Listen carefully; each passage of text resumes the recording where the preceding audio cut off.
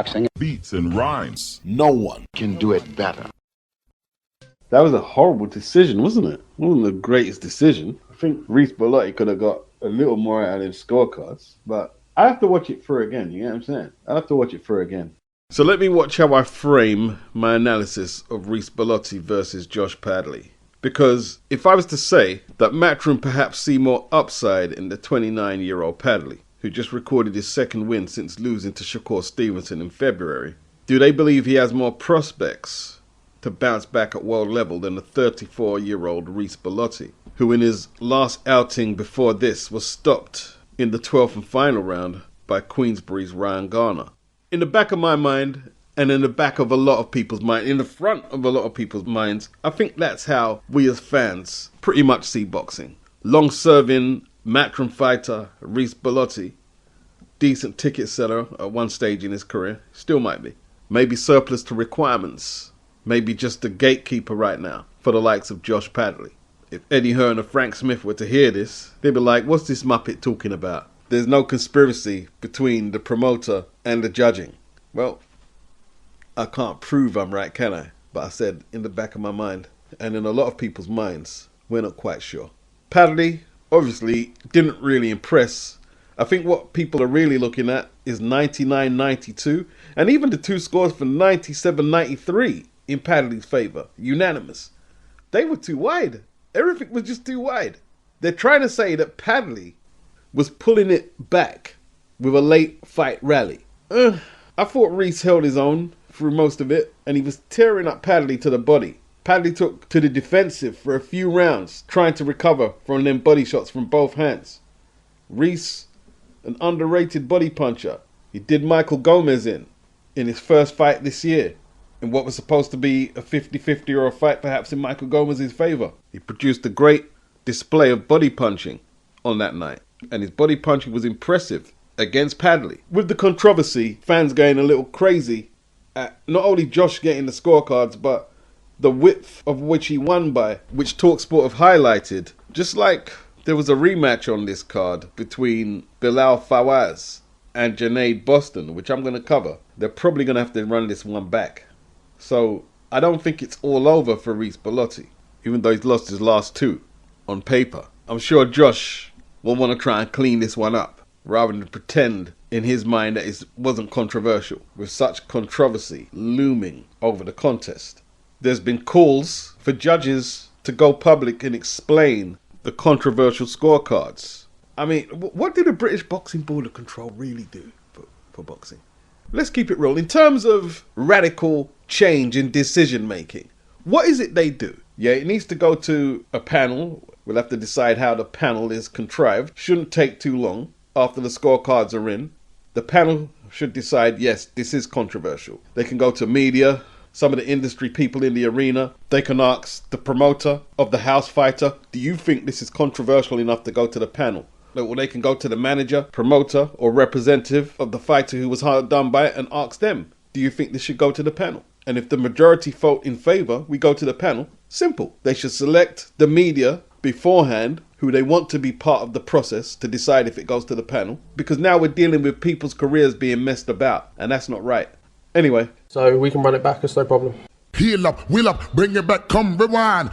The first time these two super welterweights met was on the 31st of January this year at the Indigo at the O2 Greenwich. The English super welterweight title was on the line. JUNAID went in there 10-0, 8 inside the distance. Bilal, he entered the ring 9 wins, 1 loss, no draws, 3 inside the distance.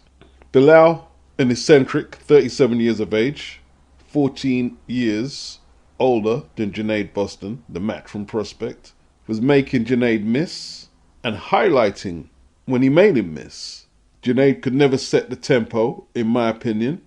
There was a knockdown in the 4th that wasn't scored, big right hand landed, and the only thing that kept JUNAID up was the ropes. I was one of the few people in the community who covered this fight. It was on the undercard of Derek Ozasi versus George Liddard. In my opinion, Bilal won the fight. They scored it a split draw, and even Eddie Hearn said he thought Bilal won, and he was pivotal in JUNAID having to run this back. A quick one to promoter Eddie Hearn.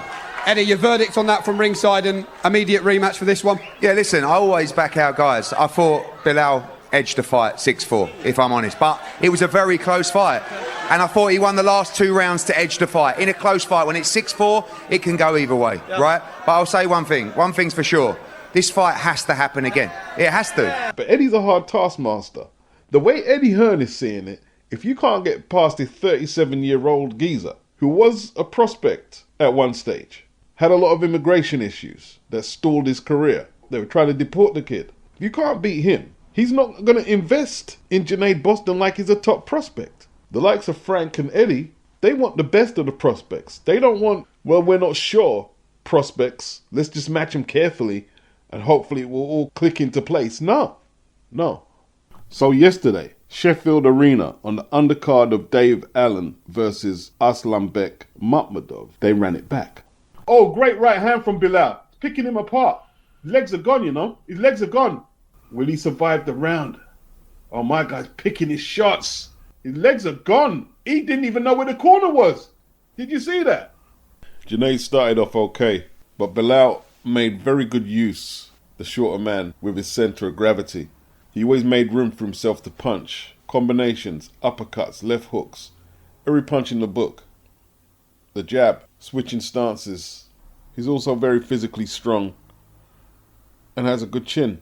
It was a battle of emotions for JUNAID. At the end of the rounds, he couldn't help himself but get involved in afters, talking to FAWAZ when the rounds ended. Grant Smith on a couple of occasions had to grab him back to the corner. And by the end, he was a beaten fighter, but they still scored it a majority, which is baffling to me. He didn't want to embrace FAWAZ when the fight ended because deep down he knew that this could be bad. Grant Smith, JUNAID's trainer, and he tried to be all exuberant, hugging JUNAID after the fight, like, yo, we've got this. But it was all a front. Apparently, the DAZN broadcasters, Tony Bellew and Barry Jones, I think, I wasn't listening, I had the commentary muted, weren't calling a lot of FAWAZ's work. But regardless, Bilal is now the English champion at 154. He deserved his win. JUNAID can come back. He needs to be matched a little lower down the pecking order, learn his craft. He's only 23. I don't know what Eddie does with Bilal. Does he have options? I think after the 2 fights he's had with Bostan, a match from prospect, Eddie might not have a legal duty to get Bilal some decent fights, but morally, that's 2 good fights. I mean, yesterday's fight was a good fight. Let's not get it twisted. JUNAID had his moments, but it was one punch at a time. He didn't have the versatility, he didn't have the punch selection that Bilal had. And it'd be good to see Eddie get him a couple more fights, Bilal, and see how far he can push it. When the scores were announced, because he was anticipating losing, when he was announced the winner, he reacted like he lost. And then when it sunk in, he won, then obviously it's time to celebrate. Now we're going to the main event. Boxing Beats and rhymes. no one can do it better.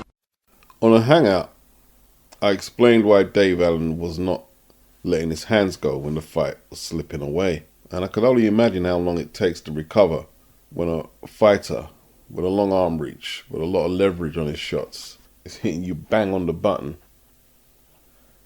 And what we take for granted as spectators is how long it does take to recover from those shots. And when you've got someone like Dave Allen who's got strong legs and a strong upper body, never been flawed as far as I know, gets hit with a big shot and his legs don't do the funny dance, we're assuming that he's not hurt badly. And Dave post-fight said that Makhmudov hurt him. He did hurt him pretty bad. Basically, Dave took some hard shots in there. He may have wanted to open up more. He didn't let his hands go because all the jabs and right hands he took sapped the strength from out his fight. And he was hesitant to open up like that because they had to try and limit the amount of times he was getting hit.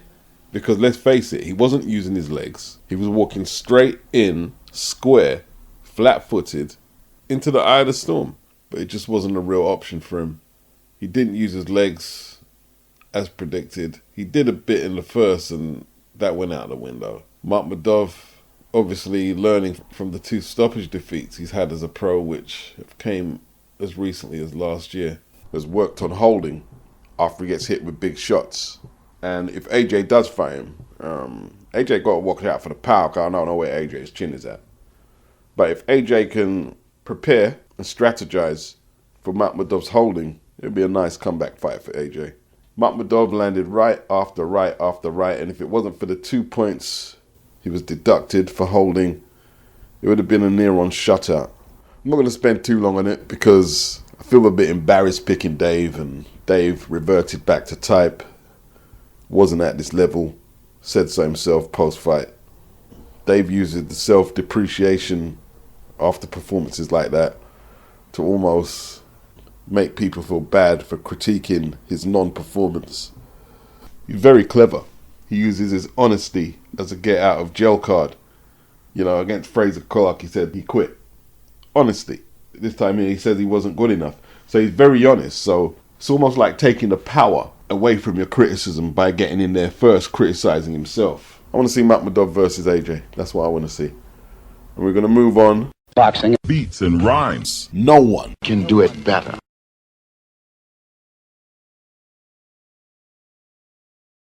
Southpaw Lima, being very aggressive. A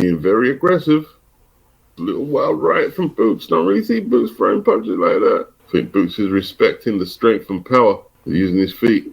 Nice little right to the body from Boots there. Good hand speed. Didn't have to take a counter or anything like that. This is a sign of things to come. Lima looking to warm into this. Boots got him down already, boy, first round. Combination from Boots. Lima, he was caught early. He was caught cold, but he's not hurt. Ennis looking sensational. He got him down twice. Boots' hand speed looks absolutely phenomenal. Virgil, there's nowhere to go. You've got to get some of that next. In all truth, he was way too aggressive, Lima, weren't he? He was way too aggressive. You didn't show no respect to Boots' power. You can't do that, can you? Look at the uppercut. This is the finishing salvo, people. Hand speed, left, right, down this guy goes. 2 right hooks finished him off. Rich Franklin, wow, it's over. Trevor OJ, Boots, Ennis, banger. Bester, Boots looking to take over. Ortiz next. Rich said Boots smoked his boots. DW23 says, who is Lima though? The guy tomato can. Educate me, Beats. This guy went the distance with world-ranked Aaron McKenna, my friend, at 160. Went the distance. Yeah? He's won his last 4 fights. Last 5 opponents have a combined record of 82 and 1 loss. Start doing your due diligence and stop being bad. You know what I mean? I said at the start of this video before our punch was thrown, there was bristled veterans when Ade Oladipo was saying Boots is going to smoke this guy, right? And this is man in the industry said, no, he's not. No, he's not. It's going to be a tough fight.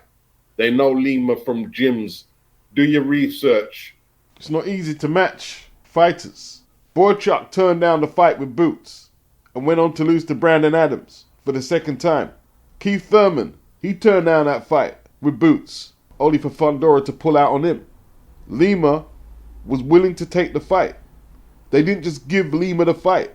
Lima's last 3 opponents were unbeaten, and he went in all their backyards and beat them. But boxing fans these days, they give fighters these really tough standards. The harder I make it for them, the more I'm keeping it real. This ain't Tank Davis, who's running away from the smoke. Boots said he's signed to fight Virgil Ortiz. Eddie Hearn said Boots is ready. Fundora, Martazaliev, Barrow. He wants to unify. He did what he had to do. All you want to do is critique. They're not even discussing the aesthetics of the victory, the punches that Boots threw or anything like that. And that's why boxing fans are running away from the sport, because it's just a miserable fucking experience. In his last fight, he unified 2 straps at welterweight.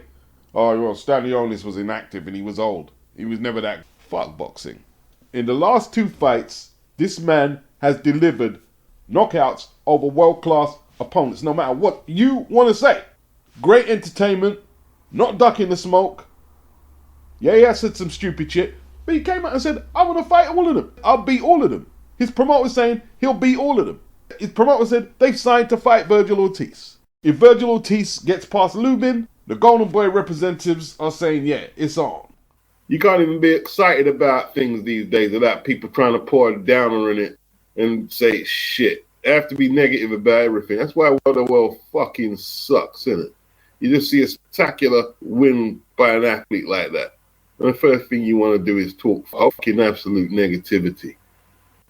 He looked sensational. They're not even discussing what Boots did in there, good or bad. Like how his southpaw stance impacted on what we saw in the ring. He threw that long left cross at the torso. Lima was slightly out of range, but Boots is such an athlete. He came from up low at an angle where it didn't look like that right uppercut was an obvious punch. Bang on the chin, and the fight was over from that.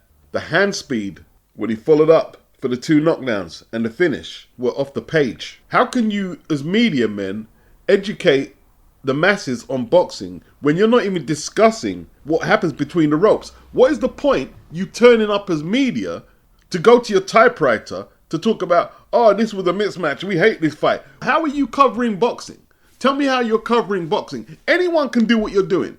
Anyone can just throw a lot of criticism at what they see and skip over the facts. The fighters who ducked Boots for this fight day, Lima's recent form, what they were saying around the gyms, how Boots executed, how he and his promoters were very verbal. They've signed to fight Virgil. They want all the champions.